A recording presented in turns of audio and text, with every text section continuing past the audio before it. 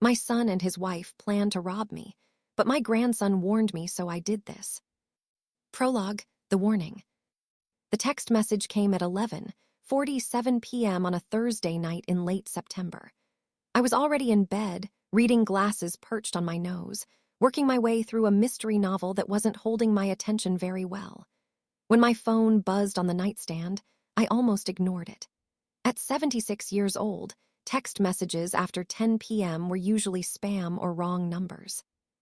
But something made me pick up the phone, maybe instinct, maybe fate. The message was from my grandson, Tyler. "Grandma, please call me. It's urgent. Don't tell Dad." My heart immediately kicked into overdrive. Tyler was 17, a good kid, never been in serious trouble. If he was texting me at midnight telling me not to tell his father, my son, Brian, something was very wrong. I called him immediately. He answered on the first ring, his voice hushed and urgent. "Grandma." "Tyler, honey, what's wrong? Are you okay? Are you safe?" "I'm fine. I'm in my room. But Grandma, I need to tell you something, and you have to promise not to freak out." Those are words no grandmother wants to hear. "I promise I'll try to stay calm. What's going on?" There was a pause, and I could hear him breathing heavily, like he'd been running or was on the verge of tears. "I overheard Mom and Dad talking tonight. About you. About your money." My stomach dropped. "What about my money?" "They're planning to rob you." The words hung in the air between us. For a moment, I thought I'd misheard him. "What?" "They're going to rob you, Grandma. They've been planning it for weeks.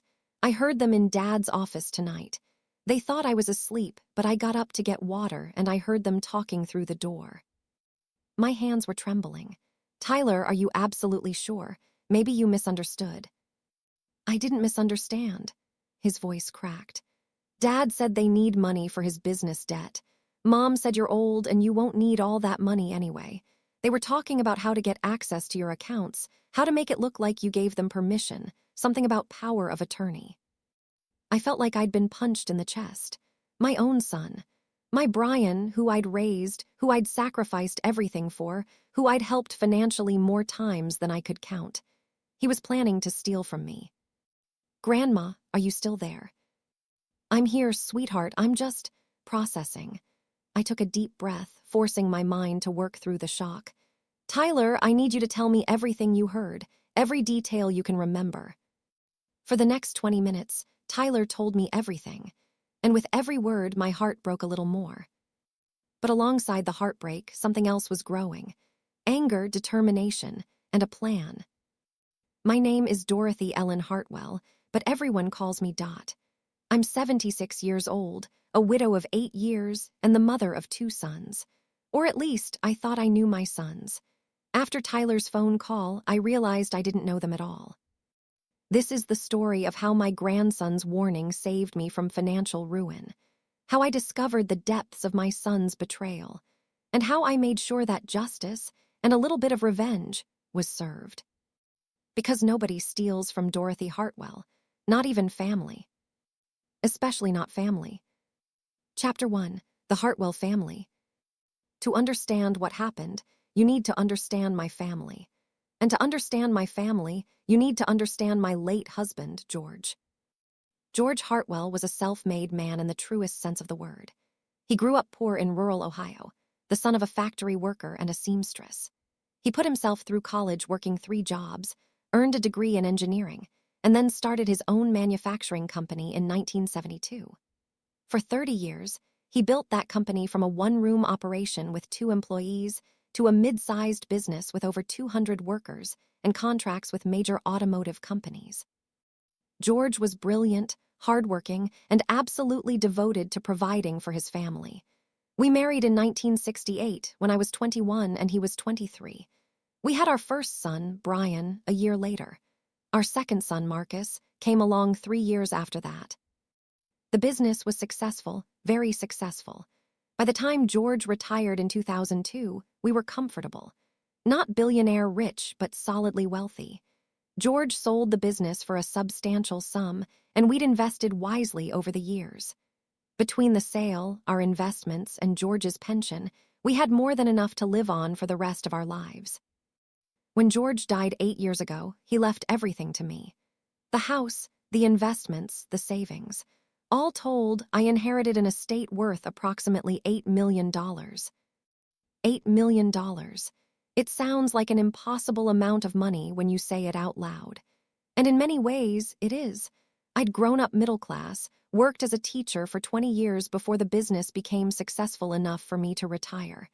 I'd never expected to have this kind of wealth. George's will was very specific. He left everything to me with the understanding that when I died, the estate would be divided equally between Brian and Marcus. But until then, it was mine to do with as I pleased. I'd always been generous with my sons. When Brian wanted to start his own business, a consulting firm helping small manufacturing companies improve their operations, I'd loaned him $200,000. When Marcus and his wife needed help with the down payment on their house, I'd given them $150,000. I'd paid for both my grandsons' private school educations. I'd helped out with medical bills, car repairs, unexpected expenses. I'd given my sons money dozens of times over the years, always freely, always out of love. I'd never asked for repayment on the loans, never held it over their heads. But apparently, it wasn't enough. Brian was 54 years old, married to a woman named Cheryl for 23 years. They had one son, Tyler, who was 17. Brian's consulting business had always been somewhat unstable, good years and bad years, feast and famine. But Brian had assured me repeatedly that things were fine, that the business was doing well. Apparently, that was a lie. Marcus was 51, married to Allison, with one son, Kevin, who was 14. Marcus worked as an accountant for a large firm in the city. He and Allison had always seemed financially stable, living within their means, never asking for help beyond that initial house down payment. The brothers were different in almost every way. Brian was ambitious, always chasing the next big opportunity, the next business deal. Marcus was cautious, conservative, content with his steady job and predictable life. As children, they'd been close. As adults, they'd drifted apart, seeing each other mainly at family gatherings and holidays. I lived alone in the house George and I had bought 40 years ago, a large colonial in an expensive suburb outside of Cleveland. It was too much house for one person, but it held memories of George, of raising my boys, of family Christmases and Sunday dinners. I couldn't bear to sell it. My days were filled with book club meetings, volunteer work at the local library, lunches with friends, and visits from my grandsons. Tyler came by frequently. He lived only 20 minutes away and would often stop in after school, ostensibly to check on me, but really, I suspected, to raid my well-stocked cookie jar and use my pool table. I loved those visits. Tyler was a good kid, polite, smart, funny. He wanted to be a veterinarian, was already volunteering at an animal shelter, had already been accepted to Ohio State for the fall. I was proud of him.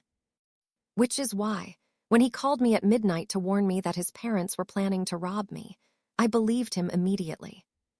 Tyler wasn't dramatic. He wasn't prone to exaggeration. If he said he'd overheard his parents planning something terrible, I knew it was true. The question was, what was I going to do about it? Chapter 2, The Details. I didn't sleep at all that night. How could I? Every time I closed my eyes, I heard Tyler's frightened voice. "They're planning to rob you, Grandma." At 6 a.m., I gave up on sleep and went downstairs to make coffee. My hands were shaking as I measured out the grounds, poured the water, watched the dark liquid drip into the pot. The familiar morning routine felt surreal, like I was moving through a dream.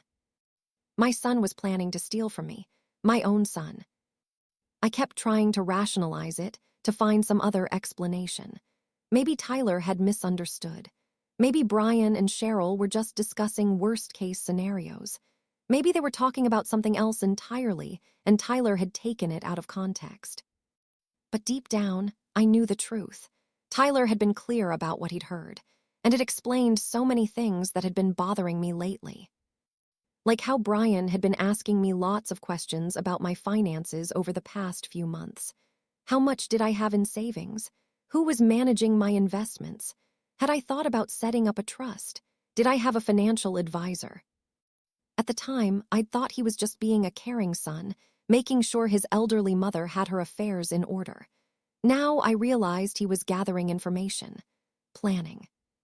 Or how Cheryl had been unusually nice to me lately, inviting me over for dinner frequently, calling to check on me, bringing me casseroles and baked goods. I thought she was finally warming up to me after years of cool politeness. Now I wondered if she'd been buttering me up, making sure I trusted her. Or how Brian had suggested, more than once, that I should give him power of attorney just in case something happens. He'd framed it as practical planning. Mom, you're 76 years old. What if you have a medical emergency and can't make decisions? Wouldn't it be easier if I could handle things for you? I'd resisted, said I was perfectly capable of handling my own affairs. Thank you very much. Now I understood why he'd been so persistent. Because if he had power of attorney, he could access my accounts, transfer money, make it all look legal and legitimate. My coffee had gone cold in my cup. I dumped it out and poured a fresh cup, then sat at my kitchen table and called Tyler again. He answered groggily. Grandma, it's 6:30 in the morning. I know, honey. I'm sorry to wake you, but I need you to tell me everything again. Every single detail you can remember about what you heard. I could hear him moving around, probably sitting up in bed. Okay, give me a sec. He was quiet for a moment, gathering his thoughts. Then he started talking. So last night, around 11, I got up to get some water. I was heading downstairs when I heard voices coming from Dad's office. The door was mostly closed, but I could hear them talking. At first, I didn't pay attention. I figured they were just discussing bills or whatever. But then I heard your name. What exactly did they say? Mom said something like, we need to move on this soon. She's getting older and we need to secure our future. And Dad said, I know, but we have to be careful. If we push too hard, she'll get suspicious. My jaw clenched. Go on. Then Mom said, the business is drowning, Brian. We're going to lose everything if we don't do something. Your mother has $8 million just sitting there. She doesn't need all of it. And when she dies, it'll be yours anyway. $8 million. So they knew exactly how much I had. How had they found out? I'd never discussed specific numbers with them. Then what? Dad said something about the power of attorney thing. How he'd been trying to get you to sign it, but you kept refusing. Mom said maybe they needed to try a different approach. She said, what if we tell her you're in serious financial trouble? Play on her sympathy. She's always been a soft touch when it comes to helping you. That stung. A soft touch. As if my willingness to help my children was a weakness to be exploited. Did they say anything specific about how much money they needed, or what they planned to do with it? Dad said they needed at least $1 million immediately to save the business. Something about debts and legal problems. Mom said they should try to get access to more, maybe convince you to invest in the business so they could get even more money out of your accounts. $1 million. They wanted to steal $1 million from me. Tyler, did they mention anything about me being sick or having health problems? There was a pause. Yeah, actually, Mom said something about, God, this is awful to say out loud. Tell me. She said, at her age, anything could happen. If she had a fall or a health crisis, that could work in our favor. It would make the power of attorney seem more urgent. My blood ran cold. Did she say anything about causing a fall or a health crisis? No, nothing like that. I don't think they'd actually hurt you, Grandma. They're just desperate and greedy, but they wouldn't hurt you. I wasn't so sure about that. People do terrible things when they're desperate and backed into a corner. What else? Dad said they needed to move fast because Uncle Marcus might try to help you. He said Marcus was always the responsible one and might interfere if he found out what they were planning. Interesting, so Marcus wasn't involved. That was something, at least. Tyler, honey, did you record any of this? Do you have any proof of what they said? No, I'm sorry, Grandma. I was just listening at the door. I didn't think to record it. Should I have? No. You did the right thing by telling me. I just wanted to know if we had evidence. What are you going to do? That was the question, wasn't it? What was I going to do? I could confront Brian and Cheryl directly, but they'd just deny it. It would be my word against theirs, and I had no proof beyond Tyler's account of overhearing a conversation. I could cut them off financially, refuse to give them any more money, revoke any access they might have to my information. But that wouldn't solve the underlying problem. They'd just find another way to try to get what they wanted. I could go to the police, but what crime had they actually committed? Talking about stealing from me wasn't the same as actually doing it. The police would probably tell me it was a family matter and suggest I handle it privately. Or I could do something more creative, something that would not only protect my assets, but also teach Brian and Cheryl a lesson they'd never forget. An idea was forming in my mind, a dangerous, somewhat ruthless idea, but the more I thought about it, the more I liked it. Tyler, I need you to do something for me. Can you keep listening? If you hear your parents talking about this again, can you record it? Just use your phone's voice recorder app. I need evidence. Yeah, okay, I can do that. And Tyler, don't tell anyone we've talked about this. Not your parents, not your friends, not Uncle Marcus or anyone else. This stays between us. Okay. I won't tell anyone, I promise. He paused. Grandma, I'm really sorry. I can't believe they're doing this. It's not your fault, sweetheart. You did the right thing by warning me. I'm proud of you. What are you going to do? I smiled grimly. I'm going to set a trap, and your parents are going to walk right into it. The first thing I did was call my attorney. Philip Morrison had been my lawyer for 20 years, ever since George first started thinking about estate planning. He was in his late 60s, sharp as a tack, and completely trustworthy. If anyone could help me navigate this nightmare, it was Philip. Dot, he said warmly when his secretary put me through. What a nice surprise. How are you? I've been better, Philip. I need your help with something sensitive. His tone shifted immediately to professional concern. Of course. What's going on? I told him everything. Tyler's phone call, the overheard conversation, my suspicions that Brian and Cheryl were planning to get power of attorney and drain my accounts. I could hear him taking notes as I talked. When I finished, there was a long silence.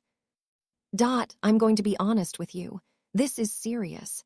If what Tyler heard is accurate, your son and daughter-in-law are planning to commit elder financial abuse. That's a crime. I know, but I don't want to get the police involved unless absolutely necessary. Brian is still my son, and Tyler is still his father. I don't want to destroy their family if I can avoid it. I understand, but you need to protect yourself, and I think I know how we can do that. I could hear papers shuffling. First, we need to make absolutely certain that Brian and Cheryl can't get access to your accounts under any circumstances. I'm going to draft a document specifically stating that you revoke any informal permissions or authorities you may have previously granted to anyone regarding your financial accounts. I never actually gave Brian any formal access to my accounts, I said. Good, but we're going to make it explicitly clear that he has no authority whatsoever. Second, we're going to set up what's called a revocable living trust. You'll transfer all your major assets into the trust, and you'll be the trustee. This way, even if someone somehow got power of attorney over you personally, they wouldn't have access to the trust assets. That sounds complicated. It's actually fairly straightforward, and it has the added benefit of avoiding probate when you do eventually pass away.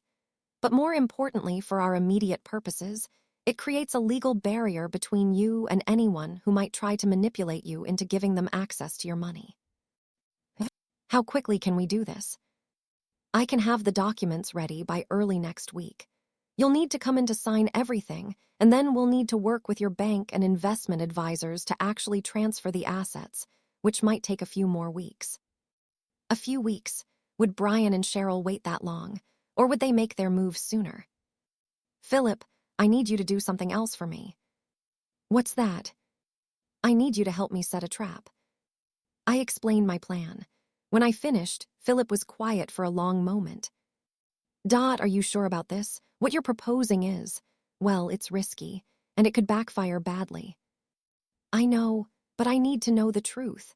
I need proof of what they're planning, not just Tyler's account of overhearing a conversation. And more than that, I need them to understand that actions have consequences. Another pause. All right, I think we can make this work, but we need to be very careful about how we execute it. I'll need a few days to set everything up on my end. That's fine. I need a few days too. After I hung up with Philip, I sat at my kitchen table and made a list of everything I needed to do. The plan was risky, as Philip had said. But if it worked, it would not only protect my assets, but also expose Brian and Cheryl's true intentions in a way that couldn't be denied. First, I needed to act normal. If Brian and Cheryl suspected that I knew what they were planning, they might change tactics or accelerate their timeline. So I needed to continue my regular routine, be friendly when they called or visited, give them no reason to think anything had changed. Second, I needed to gather more evidence. Tyler's testimony alone might not be enough. I needed recordings, documents, something concrete that proved what they were planning. Third, I needed to prepare for the endgame, because once I sprang my trap, there would be no going back. My relationship with Brian would almost certainly be destroyed. Tyler would be caught in the middle. There would be anger, recrimination, possibly legal action. Was I ready for that? Was I willing to sacrifice my relationship with my son to protect myself and teach him a lesson? I thought about George, about what he would have said. George had loved our boys fiercely, but he'd also believed in accountability. Actions have consequences, he'd always told them when they were growing up. If you make bad choices, you have to face the results. Brian was making a bad choice, a terrible choice, and he needed to face the consequences. That afternoon, I did something I'd been putting off for months. I went through all my financial documents and made sure I knew exactly what I had and where it was. I had 3 checking accounts at different banks, several savings accounts, multiple investment accounts with various firms, a retirement account, certificates of deposit, bonds, real estate holdings beyond my house, some commercial property George had invested in years ago that still generated rental income. It was complex, more complex than it needed to be. George had liked to diversify, to spread things around, to never have all our eggs in one basket. It had served us well, but it also meant my finances were scattered across multiple institutions. Over the next week, I would consolidate everything into the trust Philip was setting up. But for now, I needed to understand exactly what I had so I could protect it. As I worked through the paperwork, I found something interesting. 2 years ago, I'd added Brian as an authorized user on one of my credit cards. It was a card I rarely used, mainly kept for emergencies. I'd added him so he could use it if he ever needed to buy something for me, pick up prescriptions, order something online, whatever. I'd completely forgotten about it, but Brian hadn't. I checked the statements and saw that over the past 6 months, there had been charges I didn't recognize. Nothing huge, a few $100s here and there. Charges at restaurants I'd never been to, online purchases I hadn't made, gas station charges in cities I hadn't visited. Brian had been using my credit card, without asking, without telling me. He'd been stealing from me already. I felt sick, but I also felt validated. This wasn't just about planning to steal from me in the future. He was already doing it. I took photos of all the statements showing the unauthorized charges. Evidence. That evening, my phone rang. Brian. Hey, Mom, how are you doing? I forced my voice to sound normal, cheerful. I'm fine, sweetheart. How are you? Good, good. Listen, Cheryl and I were wondering if you wanted to come over for dinner tomorrow night. We're having pot roast, your favorite. A dinner invitation. How thoughtful. Or was it?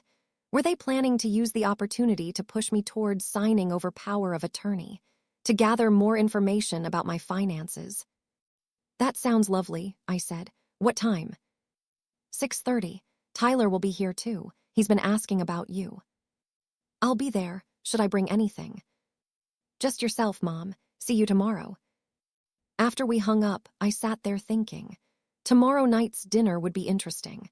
I'd have to be on my guard, watch for any attempts to manipulate me, listen carefully to what they said and didn't say. But I could do this. I'd spent 50 years managing a household, raising children, supporting George through business challenges. I was tougher than Brian gave me credit for. I called Tyler. Honey, your dad just invited me to dinner tomorrow night. Yeah, I know. Are you going to go? Of course. I need to act normal, remember? But I need you to do something for me. Keep your eyes and ears open. If your parents try to talk to me privately, or if you overhear them discussing anything before or after I arrive, record it if you can. I will, but Grandma, are you sure about this? I'm worried. What if they do something? They're not going to do anything to me at a family dinner with you there as a witness. I'll be fine. Trust me. Okay, if you're sure.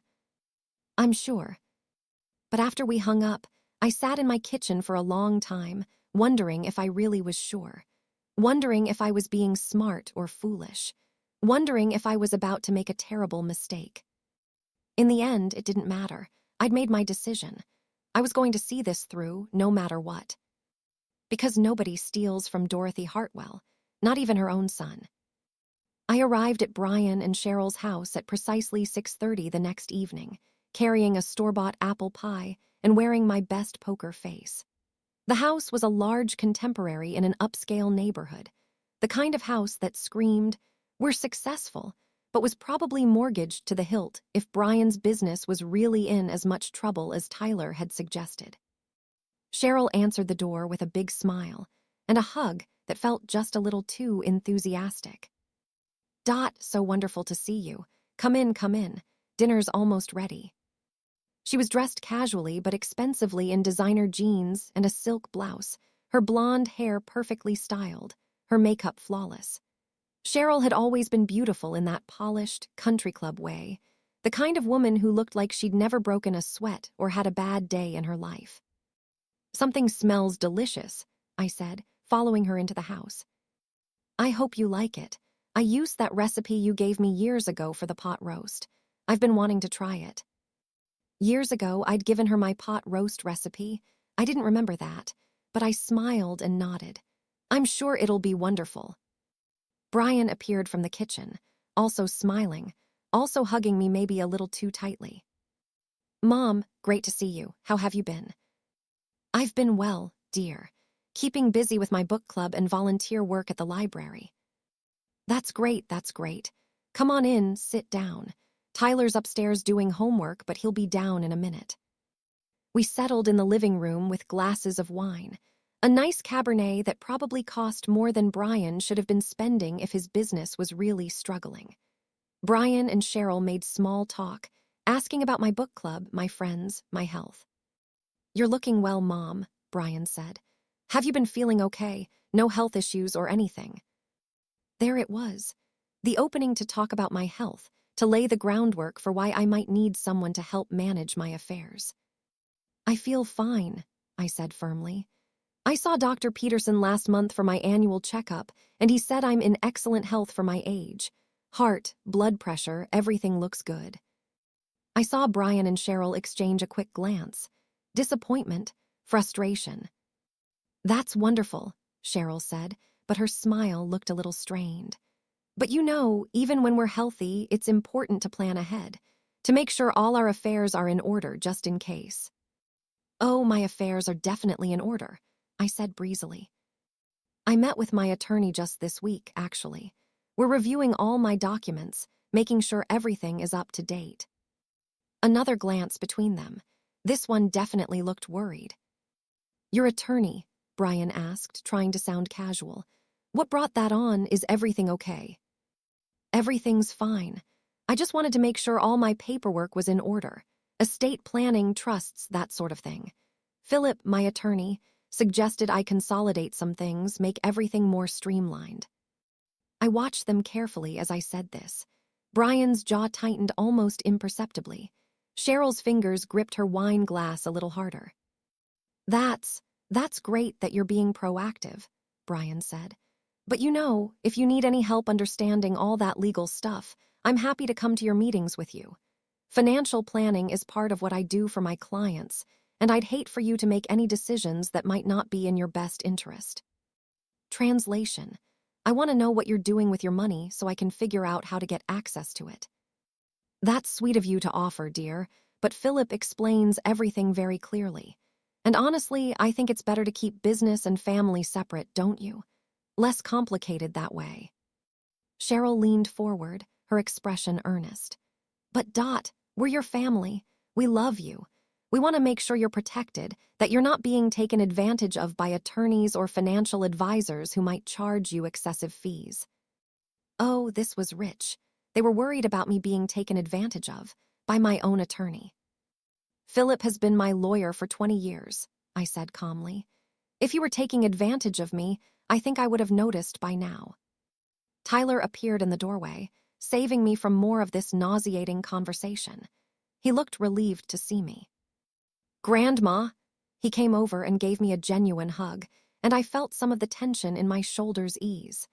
At least one person in this house wasn't trying to manipulate me. Hi, sweetheart. How's school going? Good. I got an A on my biology midterm.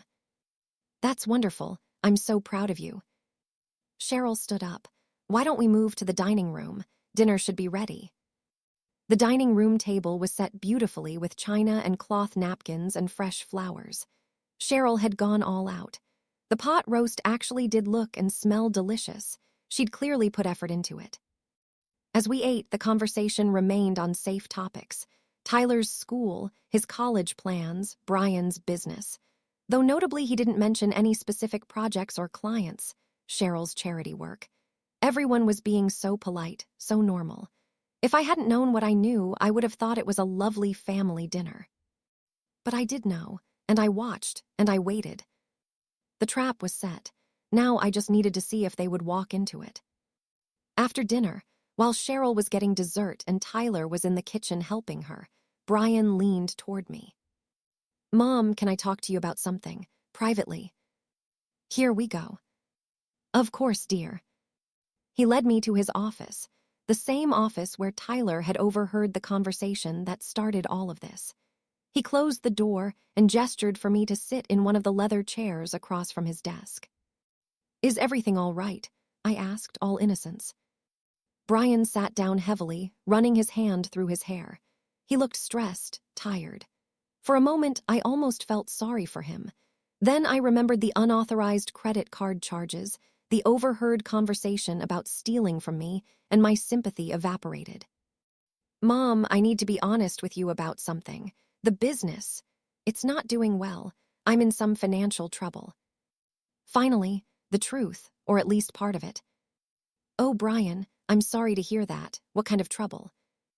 I made some bad investments, took on some debt to expand the business, and it didn't work out the way I planned. I owe about $1.5 million to various creditors. If I don't come up with the money soon, I'm going to have to declare bankruptcy. $1.5 million. He was admitting to more than Tyler had overheard. That was interesting. That's quite a lot of money, I said carefully. Have you talked to your creditors about payment plans? I've tried. Some of them are willing to work with me, but others. He shook his head. Mom, I'm going to lose the business, and possibly the house. Cheryl and I have been stressed about this for months. I can imagine. That must be very difficult for both of you. He looked at me hopefully. Mom, I know I've asked you for help before and you've always been so generous, but I need to ask you for help again. I need a loan, a big one. How much? $1 million. I know it's a lot, but... It's a very large amount, I interrupted. Brian, I've already loaned you $200,000 for the business 5 years ago. You've never paid any of it back. He flinched. I know, and I'm sorry about that. But if you could help me this one more time, I promise I'll pay you back, all of it, with interest. How would you pay me back if your business is failing? I'll turn it around. I just need this one injection of capital to stabilize things, and then I can rebuild. I know I can do this, Mom. I just need a chance. I looked at my son, this man I'd raised, this person I'd loved and supported for 54 years, and I saw a stranger. Someone who would lie to me, manipulate me, steal from me without a second thought. Let me think about it, I said. His face lit up. Really, you'll consider it? I'll think about it. But Brian, $1 million is a significant amount of money. I'd need to talk to my financial advisor, make sure I can afford to lend you that much without jeopardizing my own financial security. Of course, I understand. But Mom, I need an answer soon. Within the next few weeks if possible. The creditors are getting aggressive. I'll let you know as soon as I can. He stood up and hugged me tightly. Thank you, Mom. Thank you so much. You're amazing. I don't know what I'd do without you. I patted his back, feeling nothing but sadness and disgust. We returned to the dining room for dessert, apple pie and coffee, and the rest of the evening passed pleasantly enough. But I couldn't wait to leave, to get away from these people who were pretending to love me while plotting to rob me. Tyler walked me out to my car when I left around 9:30. Did you hear?